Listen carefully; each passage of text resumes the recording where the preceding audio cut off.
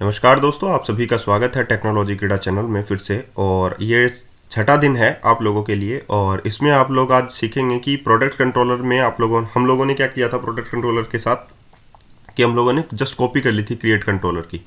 तो यहाँ पर देखिए, जब क्रिएट कंट्रोलर की करेंगे तो कैटेगरी का हम लोगों ने रिप्लिकेट तैयार किया था प्रोडक्ट को। तो यहाँ पर क्रिएट अपडेट जो मेथड है उसकी जगह आप लोगों को क्या मिलेगा, कैटेगरी वीएम मिलेगा। तो यहाँ पर हम लोग कर देते हैं उसको प्रोडक्ट वीएम। ठीक है, इतनी बात भी आप लोगों को समझ में आ गई कि प्रोडक्ट के जो व्यू मॉडल है उसी में हम लोगों ने ये किया है। और उसमें देखिए एक प्रॉपर्टी आप लोगों के पास है प्रोडक्ट्स। ठीक है, इन्यूमरेबल। अगर हम लोग एक ही प्रोडक्ट को अपडेट करना करेंगे और एक ही प्रोडक्ट को हम लोग इंसर्ट करेंगे, तो यहाँ पर हम लोगों को एक प्रॉपर्टी और बनानी पड़ेगी प्रोडक्ट के नाम से। उसको हम लोग इनिशियलाइज कर लेते हैं न्यू प्रोडक्ट के नाम से। अगर आप लोगों को नहीं इनिशियलाइज करना है तो वहाँ पर आप लोग इनिशियलाइज कर दें।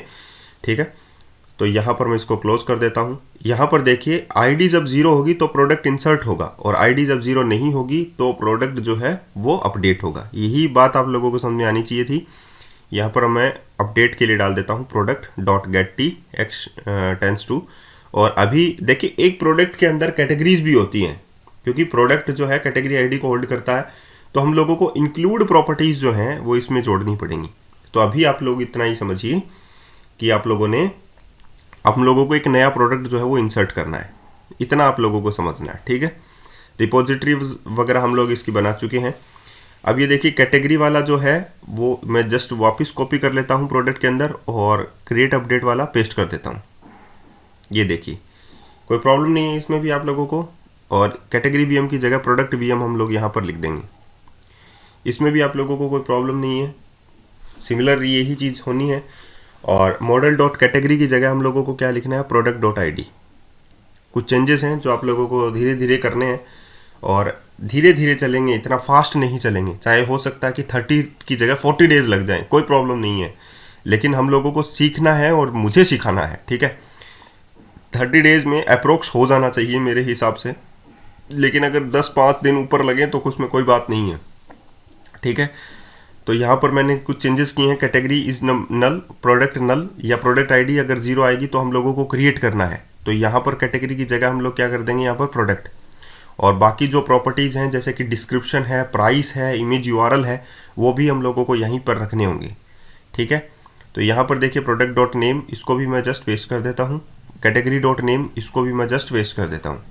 तो इतनी बात भी आप लोगों को समझ में आ गई कि एक प्रोडक्ट का नाम जो है उसको वैलिडेट भी करना है, उसको ASP4 यानी लेबल भी देना है। और बाकी जो है जैसे डिस्प्ले ऑर्डर कैटेगरी में है तो उसमें नहीं है। उसमें हम लोग देखिए प्रोडक्ट में क्या क्या हमारे पास नेम है, डिस्क्रिप्शन है, प्राइस है, इमेज यूआरएल और कैटेगरी है। ठीक है, तो हम लोगों को बाकी जो फील्ड्स हैं वो भी जस्ट यहाँ पर रखनी होंगी, क्योंकि ये क्रिएट और अपडेट का दोनों का मेथड है हमारे पास। तो एक इमेज यूआरएल भी इसमें आता है। तो हम लोगों को फॉर्म के अंदर क्या करना होगा, ENC type equals to multipart slash form data, ये हम लोगों को करना होगा। क्यों? क्योंकि हमारे पास इमेज जब अपलोड होगी तो वो एक प्रकार में मल्टी पार्ट डाटा का फॉर्म है। ठीक है, तो इसीलिए हम लोगों को एक ENC टाइप ऐड करना होगा, इंक्रिप्टेड टाइप। ठीक है, डिस्प्ले ऑर्डर मैंने हटा दिया। यहाँ पर model dot product is null, तो हमारे पास क्रिएट का बटन होगा। और model dot product dot I D is double equals to zero, तो हमारे पास क्रिएट का बटन होगा। एल्स हमारे पास अपडेट का बटन होगा। तो एक प्रॉपर्टी हमारे पास ऐड है, तो बाकी को ऐड करने के लिए हम लोग क्या कर देंगे, इसमें जस्ट कॉपी पेस्ट इसको कर देंगे।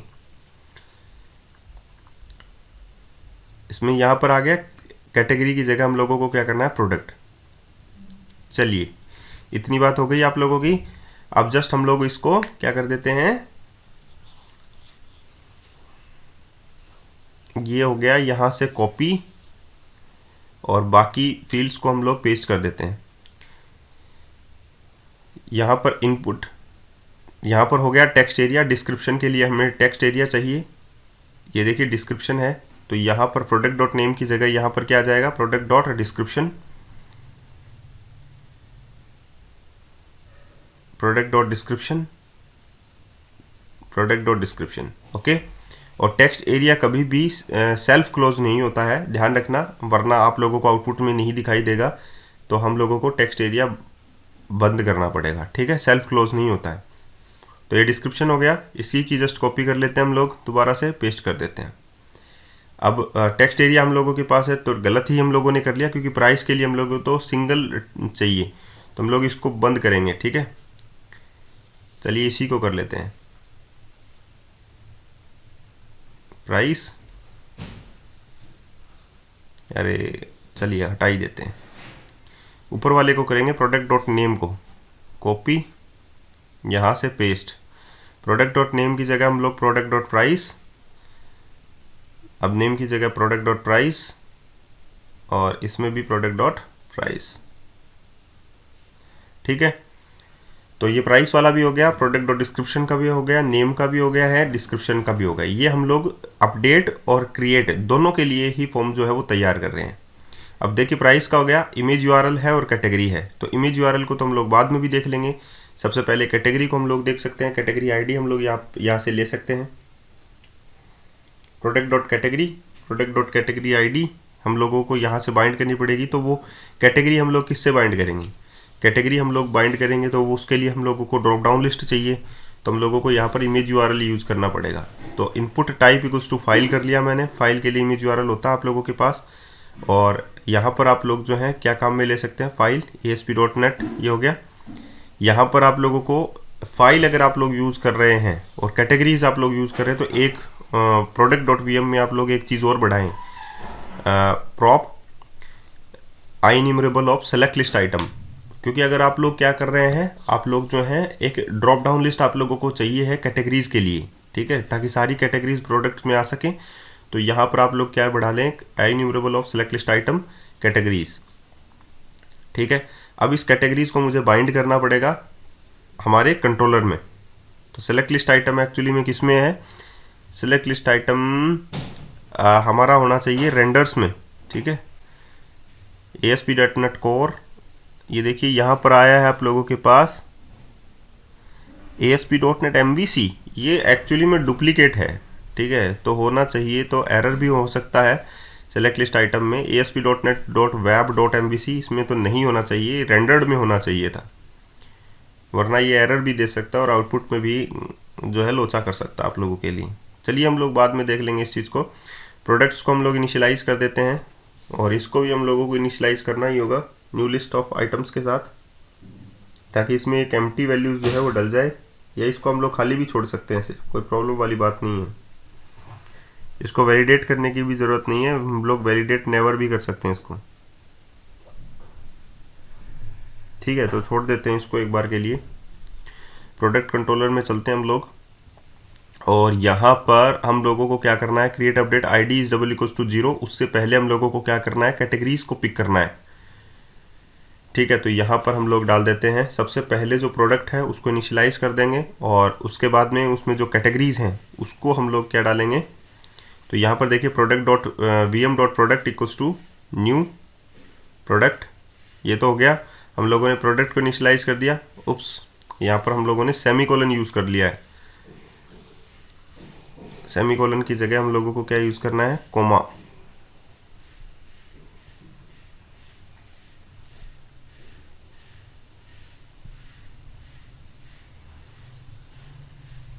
ठीक है, और अब हम लोग यूज़ करेंगे, जैसे हम लोगों को कैटेगरीज यूज़ करनी है, तो सॉरी हम लोगों ने VM डॉट लगा दिया क्योंकि वहाँ पर हम लोगों ने वैसे यूज़ किया। ठीक है, अब हम लोगों को कैटेगरीज यूज़ करनी है, कैटेगरीज में हम लोग यूज़ करेंगे underscore unit of work dot categories dot get all, सारी की सारी कैटेगरीज सही हैं तो गेट ऑल। अब गेट ऑल में भी हम लोगों को एक ड्रॉप डाउन लिस्ट चाहिए, उसमें से हम लोगों को सेलेक्ट करना है, सेलेक्ट X टेंस टू, यहाँ पर X क्या है, यहाँ पर X है categories, new select list item. ठीक है, सेलेक्ट लिस्ट आइटम, और सेलेक्ट लिस्ट आइटम MVC में है, system dot web dot MVC dot select list item.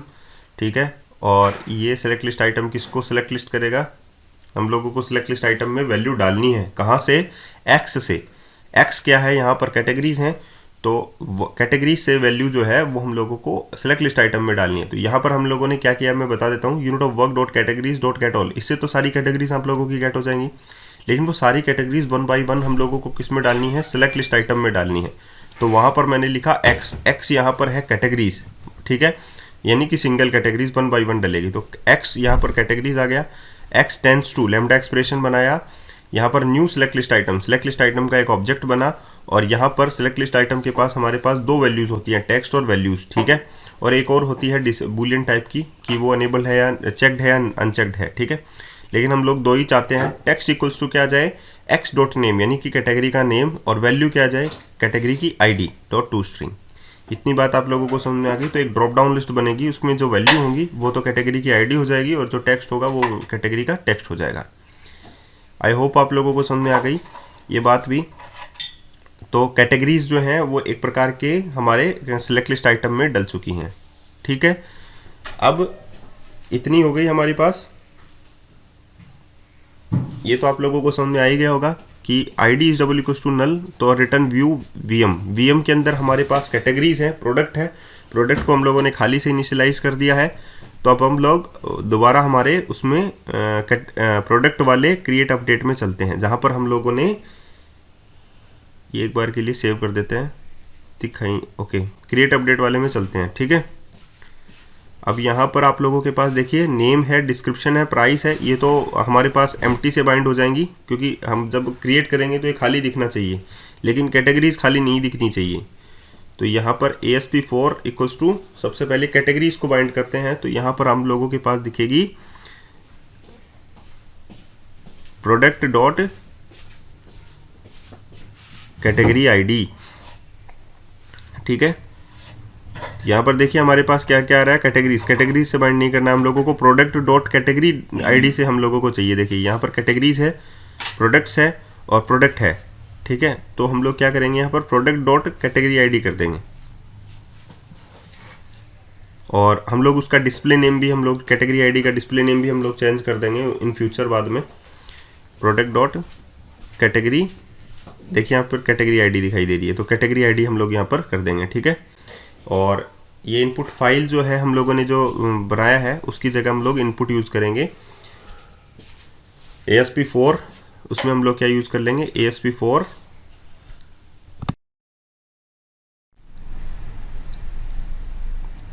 तो यहाँ पर हम लोगों ने देखिए इनपुट फाइल इक्वल्स टू ये जो किया था इसको हम लोग यहाँ से हटा देंगे, और यहाँ पर हम लोगों को क्या चाहिए, प्रोडक्ट डॉट कैटेगरी आईडी हम लोगों ने यहाँ पर लिखा है।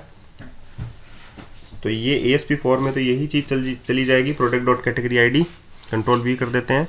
और ASP आइटम्स जो होगा उसमें हम लोगों को क्या चाहिए, ASP आइटम्स में हम लोगों को चाहिए है हमारा जो मॉडल में कैटेगरीज हैं वो, ठीक है, या सेलेक्ट लिस्ट आइटम की जो कैटेगरीज हैं वो चाहिए। तो ASP आइटम्स आएगा कैसे, ओके, हम लोगों ने इनपुट यूज़ कर रखा है, हम लोगों को क्या चाहिए, सेलेक्ट लिस्ट, तो यहाँ पर सेलेक्ट हम लोगों को करना होगा, ठीक है। तो ASP आइटम्स यहाँ पर क्या आ गया, ASP आइटम्स इक्वल्स टू, तो इसमें आ जाएगा आप लोगों के पास जो category dot model dot categories है वो, ठीक है। अब यहाँ पर दोबारा एरर आ गया, ये बात मैंने आप लोगों को बोली थी कि यस वही एरर है जो मैं सोच रहा था, क्योंकि जो सिलेक्ट लिस्ट है वो एक्चुअली में रेंडरिंग में है। देखिए यहाँ पर दिखाई दे रहा है ASP netcore dot MVC dot rendering dot select list item, तो एक्चुअली में जो सिलेक्ट लिस्ट है वो रेंडरिंग में आती है, लेकिन MVC में भी, web system dot web dot MVC में भी अगर वो है तो वो गलत है, वो डुप्लीकेसी हो रही है यहाँ पर। तो शायद आई होप माइक्रोसॉफ्ट ने ये चीज़ दूर कर दी होगी। एक बार के लिए हम लोग ये system dot web dot MVC यहाँ से हटाएंगे, या वरना वह हम लोग वहाँ पर ही उसका जो टाइप कास्टिंग है वो कर देंगे।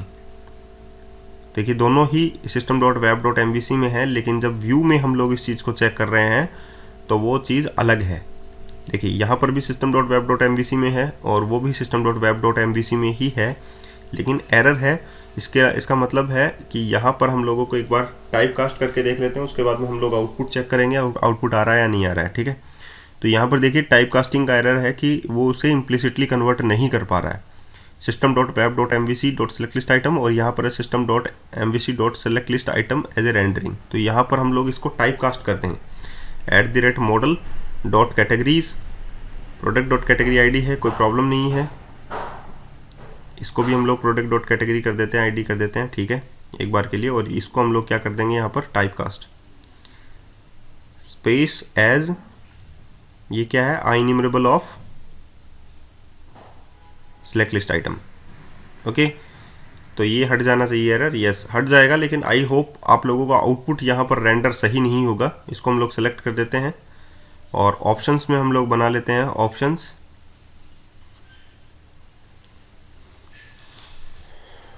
ऑप्शन, और सबसे पहला जो आइटम होगा वो डिसेबल्ड होगा और सिलेक्टेड भी होगा। तो यहाँ पर हम लोग क्या कर देते हैं, सेलेक्टेड होगा बाय डिफ़ॉल्ट और यहाँ पर डिसेबल्ड हो जाएगा, और ये आप लोगों का आ जाएगा फर्स्ट आइटम यानी कि सेलेक्ट, यहाँ पर सेलेक्ट कैटेगरी। ठीक है, तो इस प्रकार का जो ऑप्शन है हम लोगों ने बना लिया है। और देखिए मॉडल डॉट कैटेगरीज आप लोगों के पास आ गया है। चलिए अब हमारे पास यहाँ पर वैसे तो नहीं आना चाहिए, अगर आ जाता है तो बात अलग है, क्योंकि ये जो नेम स्पेस है system dot web dot MVC ये पुराना था, MVC का पैटर्न था, और अभी जो सिलेक्ट लिस्ट आइटम का है वो ASP.NET Core डॉट रेंडरिंग के नाम से आता है। फिर भी हम लोग चेक कर लेते हैं इस चीज़ को, क्योंकि यहाँ पर टाइप कास्टिंग प्रॉपरली नहीं होने की वजह से हो सकता है एरर हो, या आप लोगों को आउटपुट दिखाई दे लेकिन उसमें कोई वैल्यू ना आए, तो ऐसा भी हो सकता है। तो प्रोडक्ट पर हम लोग क्लिक करते हैं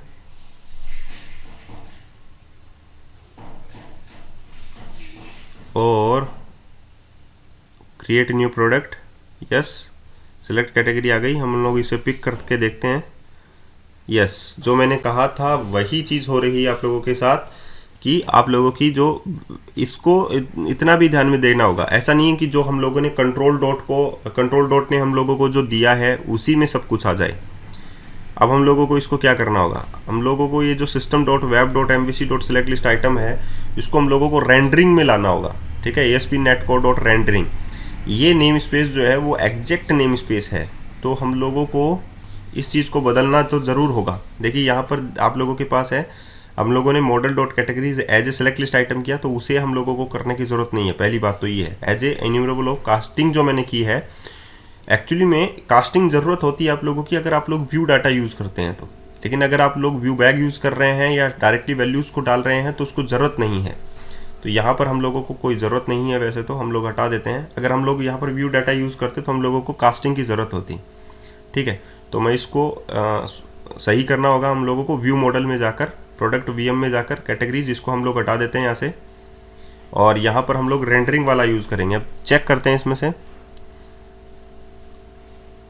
ASP इसमें यूजिंग ही दिखा रहा है, यूजिंग माइक्रोसॉफ्ट डॉट, ये एक्चुअली में इसमें है Microsoft dot ASP.NET Core dot MVC dot rendering. यहाँ पर रेंडरिंग आना चाहिए, जबकि आप लोगों के पास नहीं आ रहा है, तो इसका मतलब है नेम स्पेस में कोई ना कोई एरर है, कोई न्यूगेट पैकेज नहीं है इसके पास। तो हम लोग एक न्यूगेट पैकेज अगर इंस्टॉल कर लें तो सही रहेगा। ठीक है, एक बार के लिए हम लोग न्यूगेट पैकेज भी इसका चेक कर लेते हैं कि वो सजेशन में हम लोगों को लेटेस्ट इंस्टॉल्ड में हम लोगों को नहीं दे रहा होगा। ये देखिए यहाँ पर क्या एरर हुआ, डिपेंडेंसीज में पैकेज में एरर है, यस, MVC का भी एरर है, MVC में लोचा है, तो इसको रिमूव करो पहले। ओके, हम लोगों ने इसको भी रिमूव कर दिया है। ओके, अब हम लोग चेक करते हैं कि सेलेक्ट लिस्ट आइटम में सही पैकेज आ गया होगा, या हम लोग एक्सटर्नली पैकेज चेक करते हैं इसका मॉडल्स के अंदर, न्यूगेट पैकेज के अंदर ASP.NET dot MVC dot rendering के नाम से कोई पैकेज है क्या? उप्स, रेंडरिंग के नाम से तो कोई पैकेज इसमें है नहीं। चलिए इसको हटा देते हैं, और माइक्रोसॉफ्ट डॉट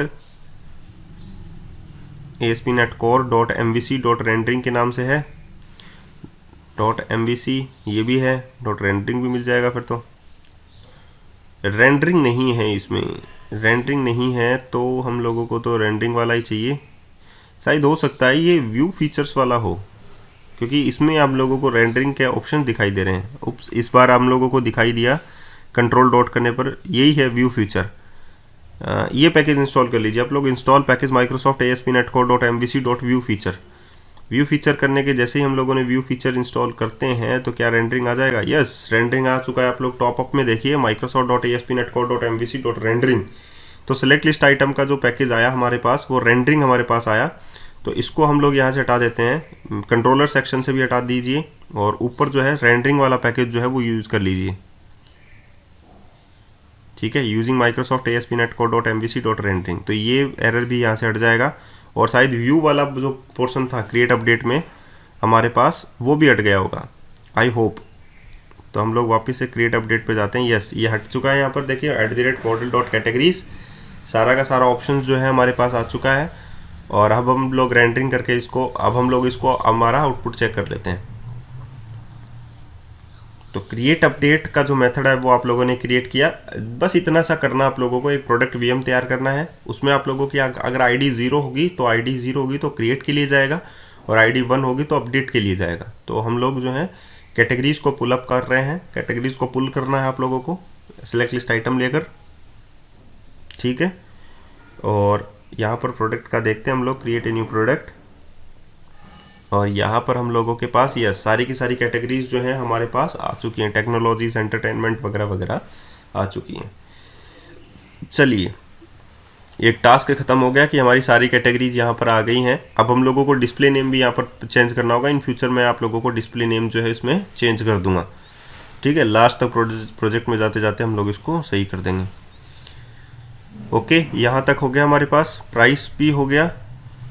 अब हम लोग यहाँ पर जस्ट कॉपी पेस्ट कर लेते हैं प्राइस वाले को, और इमेज यूआरएल हम लोग यहाँ पर डाल देते हैं, और इसको हम लोग input type equals to file कर देते हैं।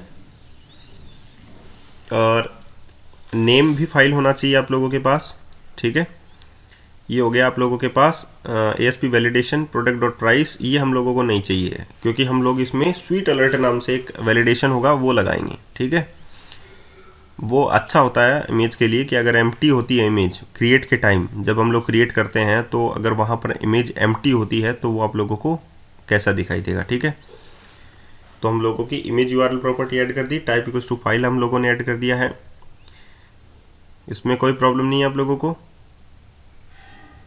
चलिए, अब हम लोग इसका फॉर्म कंट्रोल है फाइल की जगह, तो हम लोगों को सेलेक्ट, इसमें क्या कर दिया मैंने, फॉर्म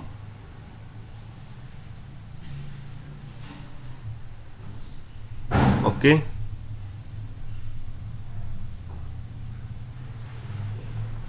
सिलेक्ट लिस्ट आइटम का हम लोगों ने क्लास चेंज कर दिया।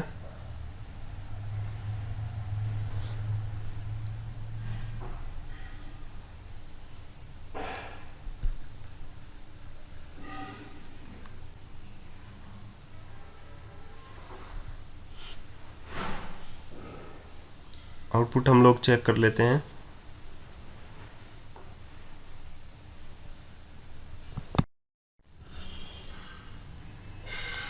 प्रोडक्ट पे क्लिक किया और यहाँ पर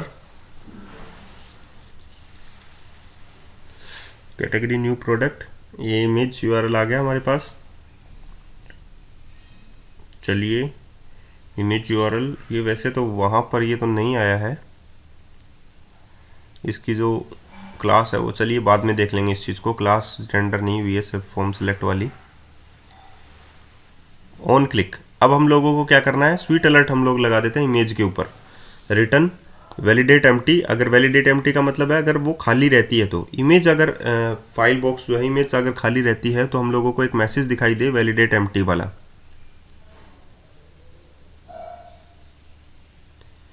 कि अगर ये देखिए यहाँ पर मैं एक वैलिडेट एम्प्टी के नाम से एक फंक्शन तैयार करूँगा, जावास्क्रिप्ट का फंक्शन होगा वैलिडेट एम्प्टी के नाम से, ठीक है। तो वो दिखाई देगी, ठीक है। तो यहाँ पर एक स्क्रिप्ट तैयार करते हैं और यहाँ पर हम लोग वैलिडेट एम्प्टी के नाम से एक स्वीट अलर्ट लगाएंगे। स्वीट अलर्ट बहुत अच्छा जावास्क्रिप्ट का एक वो है, प्लगइन है, तो वो यूज़ कर लेंगे। कैसे यूज़ करना है देखिए, स्वीट अलर्ट को ओपन करें, स्वीट अलर्ट 2 के नाम से इसमें वेबसाइट है .github.io, ये अच्छा है, देखिए ये भी अच्छा है। और एग्जाम्पल्स हैं, ये देखिए द इंटरनेट, ये क्वेश्चन मार्क है, ये चाहिए हम लोगों को, उप समथिंग वेंट रॉन्ग, क्योंकि हम लोगों ने यहाँ पर यूज़ किया है, ठीक है। तो यही चाहिए है। तो हम लोगों को क्या चाहिए है, यूजेस में जाकर हम लोग इसमें यूजेस में जाइए और यहाँ पर जो स्क्रिप्ट है उसको आप लोग यूज़ कीजिए, ठीक है। यहाँ पर जो स्क्रिप्ट फाइल है वो उसको हम लोग layout.cshtml फाइल में डाल देते हैं। ये हम लोगों ने जस्ट इसके नीचे वाले में स्क्रिप्ट फाइल हमेशा यूज़ आप लोगों को करनी चाहिए, ठीक है। तो स्क्रिप्ट फाइल हम लोगों ने जस्ट पेस्ट कर दी है हम लोगों ने, और अब हम लोगों को ये वाला जो फंक्शन है वो यूज़ करना होगा, ठीक है। तो हम लोग क्या करते हैं, एक स्क्रिप्ट बनाते हैं, जो फंक्शन हम लोगों ने बनाया अभी वैलिडेट एम्प्टी के नाम से, उसमें हम लोगों को ये यूज़ करना होगा। तो स्क्रिप्ट और फंक्शन है वैलिडेट एम्प्टी, हम यूज़ कर लेते हैं वैलिडेट एम्प्टी को। और वैलिडेट एम्प्टी में हम लोग ये चेक करेंगे जो इमेज यूआरएल है, इमेज जो है एक्चुअली में फाइल अपलोड कंट्रोल वो खाली ना हो, तो उसको एक आईडी प्रोवाइड करनी पड़ेगी हम लोगों को।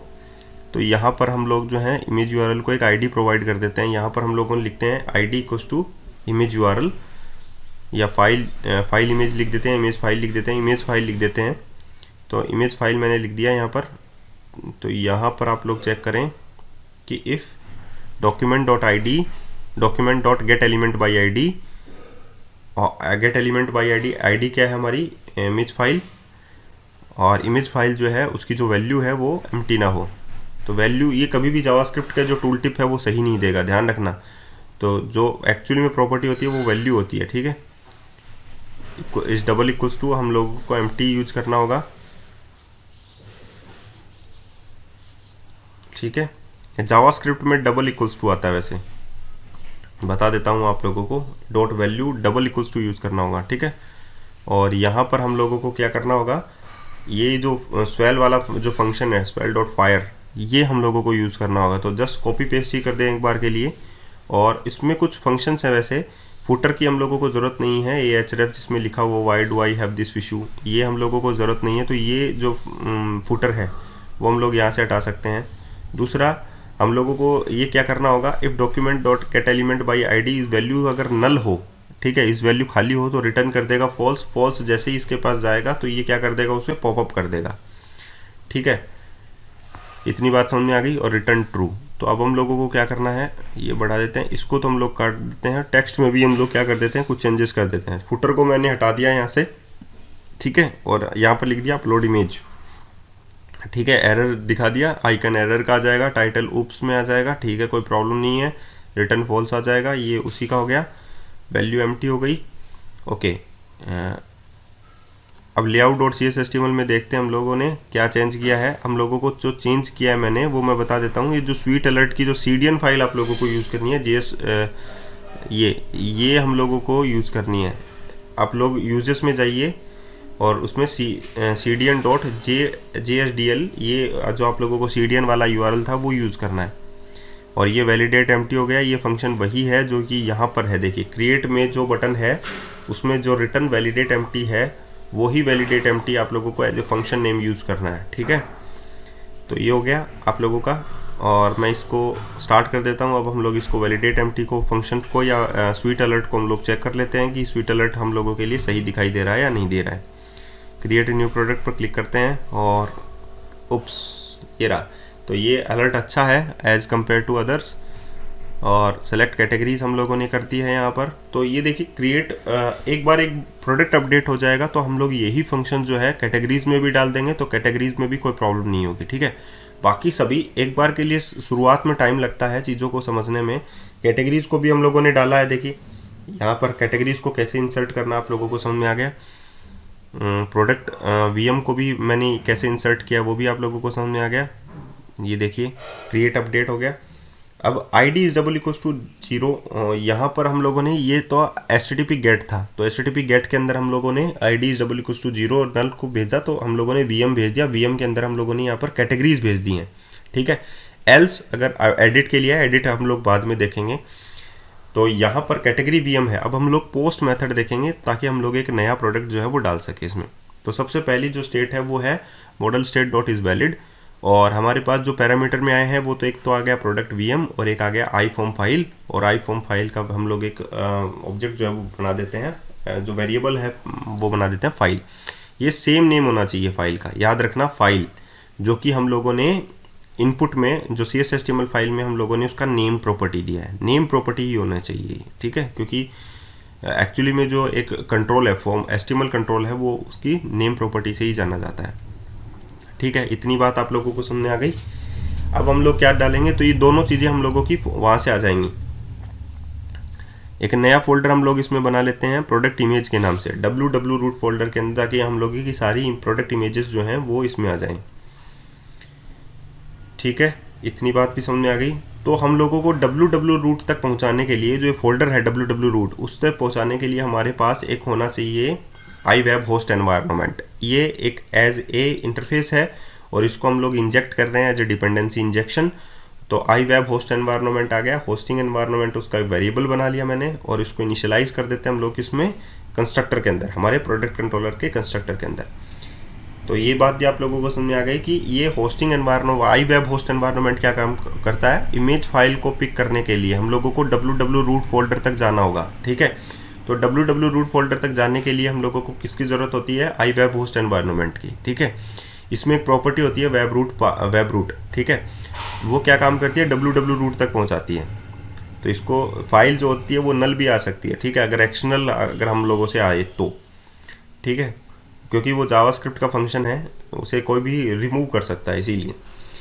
अब है गई file is not equals to null. अगर फाइल नल नहीं है तो, फाइल नल नहीं है तो हमारी फाइल जो है वो अपलोड होनी चाहिए। ठीक है, string upload dir, upload directory मैंने लिख दी पाथ डॉट कंबाइन, और पाथ डॉट कंबाइन में क्या जाएगा हमारे पास, सबसे पहले underscore hosting environment dot web root path हो गया।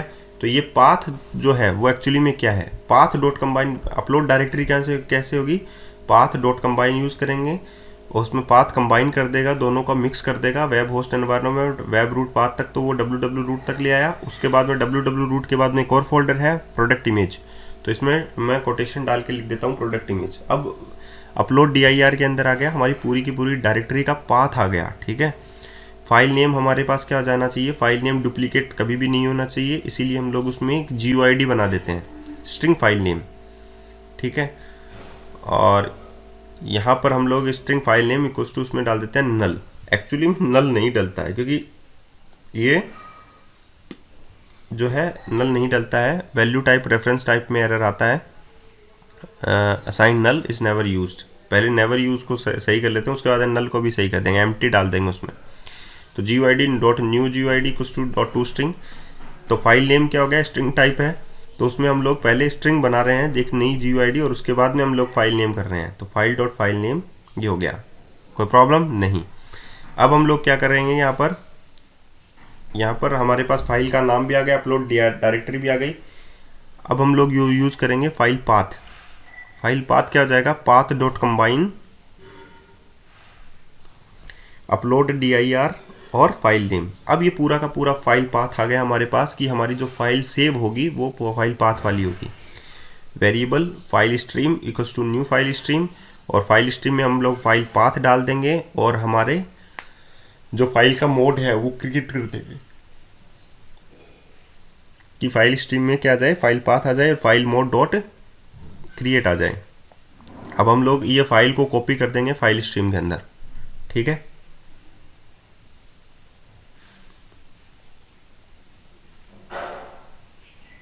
आई होप इतना आप लोगों को समझ में आया होगा कि एक इमेज फाइल है हम लोगों की यहाँ पर डालना है। वैसे तो हम लोगों को ये फंक्शन अलग क्लास में डालना चाहिए, ताकि हमारे पास अलग अलग बार यूज़ में आ जाए। हम लोग जो है फाइल एक फाइल को इंसर्ट करना चाहते हैं यहाँ पर, तो हम लोग एक अलग सेपरेट प्रोजेक्ट में भी इसको यूज़ कर सकते हैं, एक अलग फोल्डर बनाकर हम लोग यहाँ पर मॉड्यूल या हम लोग फंक्शन बनाकर भी इसको यूज़ कर सकते हैं। ठीक है, अगर ये डुप्लीकेट हुआ तो हम लोग इसको अलग फंक्शन बनाकर यूज़ करेंगे। ठीक है,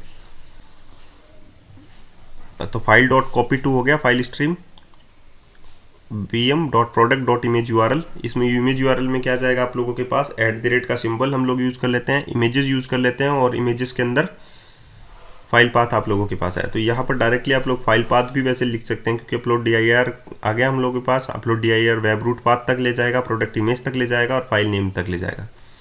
तो इसमें भी कोई गड़बड़ी वाली बात नहीं है। अदरवाइज अगर आप लोगों को शक हो तो आप लोग वर्बेटिम लिटरल का यूज़ करके आप लोग फाइल पाथ भी लिख सकते हैं डायरेक्ट, प्रोडक्ट इमेज, क्योंकि यही चीज़ जो है वो उसमें डलनी चाहिए, प्रोडक्ट इमेज।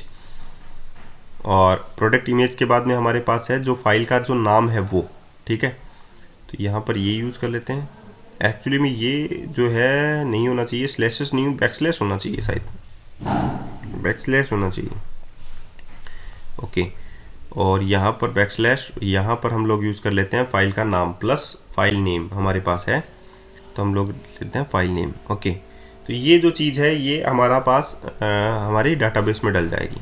ठीक है, रिट्रीव करेंगे तो भी हमारे पास यही चाहिए, product image dot file name चाहिए। ठीक है, अब ये तो हो गई हमारे पास कि हम लोगों ने फाइल जो है वो अपलोड कर दी है और डाटाबेस के URL को सेट कर दिया है। तो VM के प्रोडक्ट की इमेज URL क्या हो गई, हमारे पास ये चीज़ हो गई। ठीक है, अब हमारे पास आनी चाहिए कैटेगरी, उसकी कैटेगरी आईडी जो है वो तो हमारे पास है, लेकिन एक्चुअली में जो हमारे पास कुछ पैरामीटर्स हैं जो हम लोगों को इसमें नहीं आएंगे। तो unit of work dot product dot add V M dot product, ठीक है।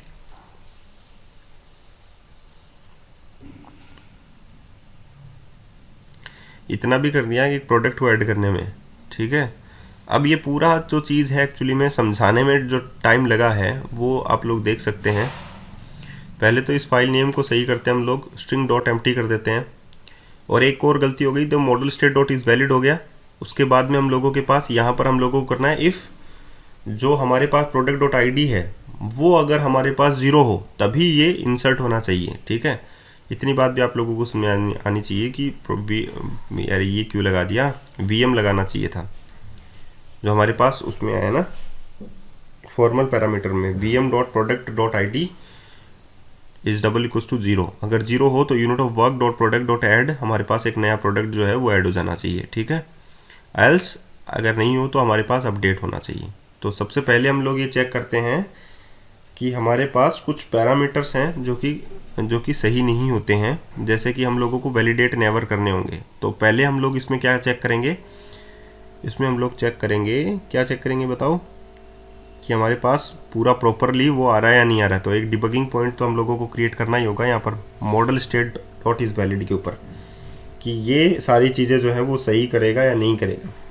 रन करके देख लेते हैं एक बार के लिए और उसके बाद में हम लोग यहाँ पर आप लोगों को, तो ये हो जाएगा, एक प्रोडक्ट क्रिएट हो जाएगा। उसके बाद में हम लोगों को कोई भी टाइम नहीं लगेगा, हम लोग जल्दी जल्दी कर देंगे चीज़ों को। प्रोडक्ट पे हम लोग जाते हैं यहाँ पर और क्रिएट ए न्यू प्रोडक्ट करके देखते हैं एक नया प्रोडक्ट उसमें आता है या नहीं आता है।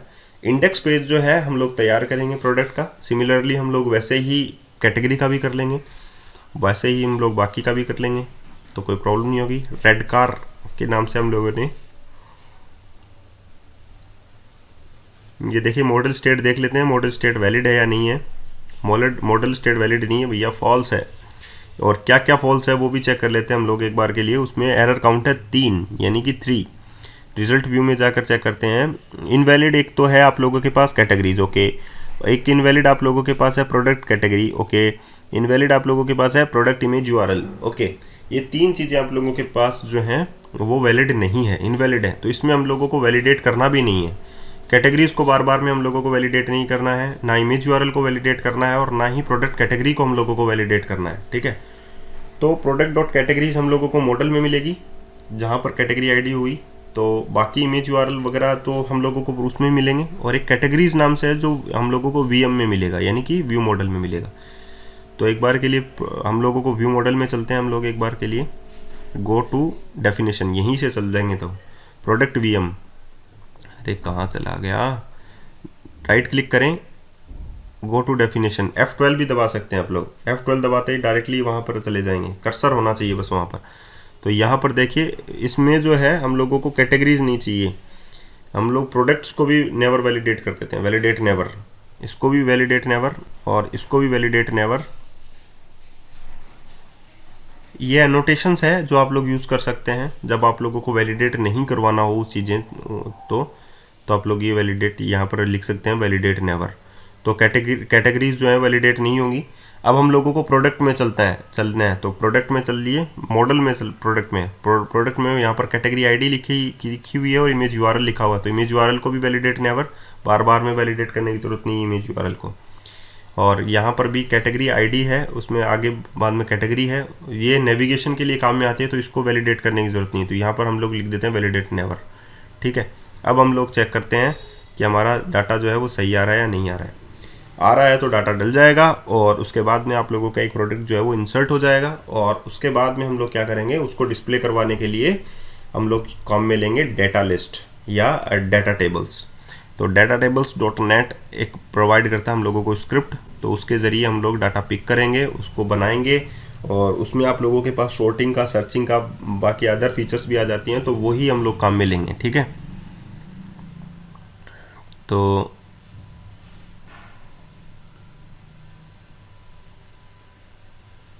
ये देखिए रेड कार और सेलेक्ट कैटेगरीज यहाँ पर हम लोग कर लेते हैं। मॉडल स्टेट के देख लेते हैं। Yes, model state 0, error count हो गया है 0। तो हम लोगों के पास model state dot is valid properly work कर रहा है, काम कर रहा है, सही हो रहा है। वही चेक कर लीजिए आप लोगों का जो आउटपुट है वो सही आ रहा है या नहीं आ रहा है। तो आउटपुट तो आएगा ही और ये सभी डाटा जो है डल जाएंगे। तो आप लोगों का जो एक प्रोडक्ट है वो डल गया। अब हम लोग इस चीज़ को हम लोग चेक करेंगे नेक्स्ट वीडियो के अंदर। और एक प्रोडक्ट तो डल गया, उसको हम लोग लिस्ट आउट करेंगे इंडेक्स के ज़रिए। इंडेक्स पेज के ज़रिए नहीं करेंगे, हम लोग डाटा लिस्ट का यूज़ करेंगे। भाई कंटिन्यू कर देते हैं। तो डाटा लिस्ट के ज़रिए यूज़ करेंगे। तो डेफिनेटली आप लोगों को ये पता होना चाहिए कि datatables.net को काम में लेंगे। datatables.net जो है वो एक्चुअली में स्क्रिप्ट फाइल है जो आप लोगों को एक फीचर्स प्रोवाइड करती है। तो ये नेक्स्ट वीडियो हम लोग देखेंगे। डे 6 ज़रूर हो गया है, बाकी 24 डेज बचे हैं, अभी तो बहुत सारे दिन बचे हैं और चीज़ों को समझना भी है। बाकी धीरे धीरे करते हैं, कोई जल्दीबाजी नहीं है। चलिए आज के लिए इतना ही, फिर मिलते हैं नए वीडियो में।